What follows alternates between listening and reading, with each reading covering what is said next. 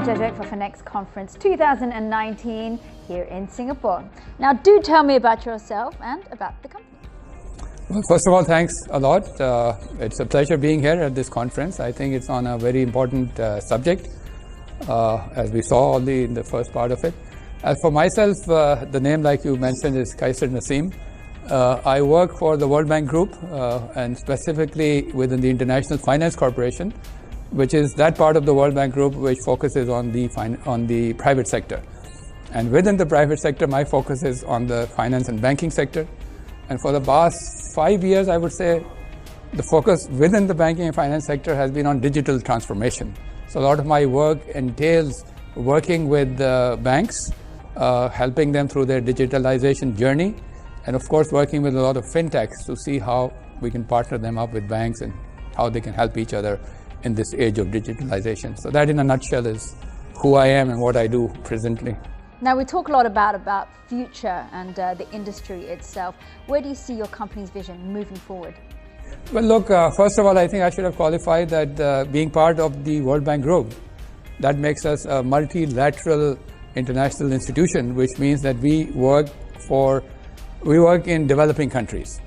And our mission in life is financial inclusion. And that's why our interest in technology. So the way we look at it is we've always had that vision that we would like to see the world's population being included into the formal financial sector. We've done it in various ways. I won't go through them right now.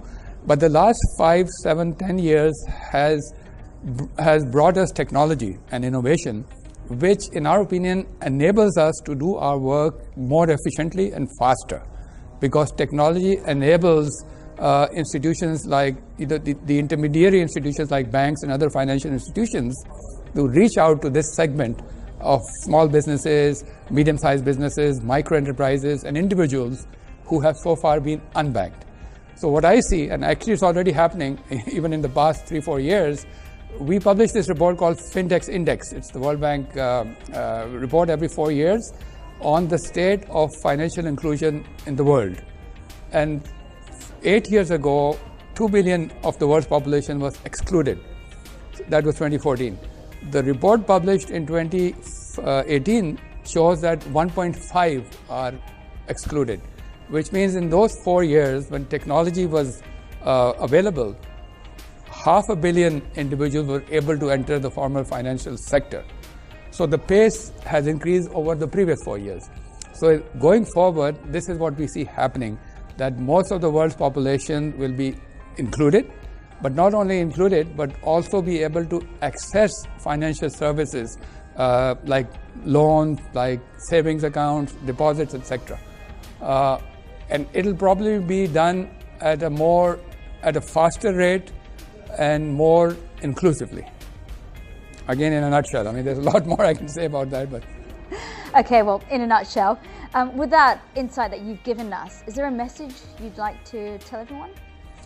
Well, look, the message is, I think it's becoming clear to a lot of institutions, legacy institutions like we like to call them, banks and other financial institutions. It's becoming a lot clear, especially in developed markets, but also in emerging markets now, that they need to somehow leverage that technology and be able to offer their products and services to a wider audience and more efficiently. So that's the message. The issue is that not many of these legacy institutions are able to properly and strategically, these are two words I like to use, leverage that technology. And it's again because of that word legacy, that they've not ever been exposed to such rapid innovation and such rapid opportunities to use technology for offering their products and services.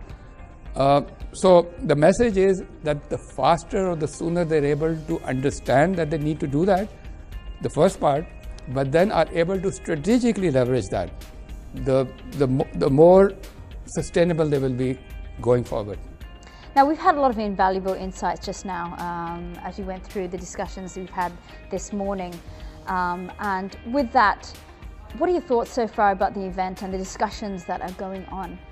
Look, like I said earlier on, it's very important to have these discussions, and events like this offer a very good platform for the various stakeholders. So we had in here bankers, we have in here, I mean, it's still going on, fintechs, and we have here development bankers like myself who are actually trying to enable banks to, work with fintechs or develop their own solutions. So it's an important event to have. Obviously, it's a vast area in terms of the message that has to be sent out to all stakeholders. So this particular event, which I'm sure is one event out of many that this FiNext will be organizing, is about fintechs and entrepreneurship in finance. That how can these fintechs develop? So what type of entrepreneurs are needed to think of solutions in the financial sector? So we spoke about that in this morning. And how can these fintechs scale? How can they assist legacy institutions I spoke about to use their services to reach out to the unbanked? So I think from that perspective, this conference has been very useful, very important, and I think a lot of such conferences are needed in the next decade, I would say, all around the world. Well, thank you very much for that.